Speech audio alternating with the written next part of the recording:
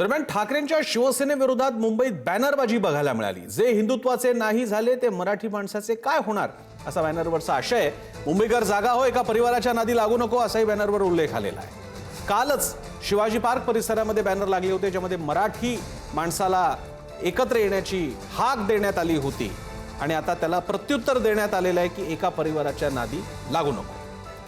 दरम्यान मुंबईत लागलेल्या बॅनरवरून संजय राऊतांनी भाजपवर टोला लगावलाय। आचारसंहिता लागण्याच्या भीतीनं पोस्टर काढले असं राऊत म्हणाले, तर ज्यांनी बॅनर काढले नाही त्यांच्यावर कारवाई झाली असं बावनकुळेंनी उत्तर दिलंय। मराठी माणसा जागा हो रात्र वैरायची अशा आशयाचे बॅनर लागले होते।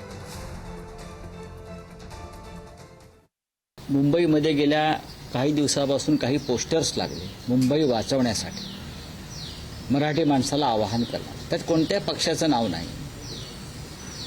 सरकारला भीती वाटली आणि त्याने एका रात्रीत हे सर्व पोस्टर्स काढायला लावले।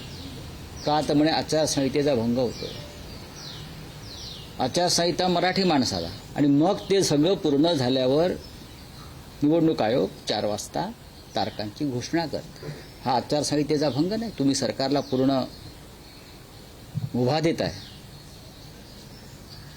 पैशाचं वाटप प्रचंड होणार। राज्य निवडणूक आयोगाने जेव्हा आचारसंहिता लागली तेव्हा सर्वांनीच पोस्टर काढले, आम्ही आमचे काढून टाकले। ज्यांनी काढले नाही त्यावर कारवाई झाली असेल। आम्हाला तेवढी शिस्त आहे। आचारसंहिता लागल्याबरोबर भाजपच्या युनिटने आपापल्या गावात जाऊन, तुम्ही बघा नागपुरात काढले की नाही काढले आम्ही, त्यामुळे आम्ही आपले काढले, ज्यांनी नाही काढले म्हणून कारवाई झाली। त्यात काही तुम्ही काढायला पाहिजे ना। राज्य आपल्या निवडणूक आयोगाला गरज पडू नये काढायची, कलेक्टरला गरज पडू नये। आपापल्या पक्षाचे आपापल्या नेत्यांनी आचारसंहिता लागली की साधा नियम आहे, काढले पाहिजे। आम्ही काढले, त्यांनी काढले नाही म्हणून कारवाई झाली।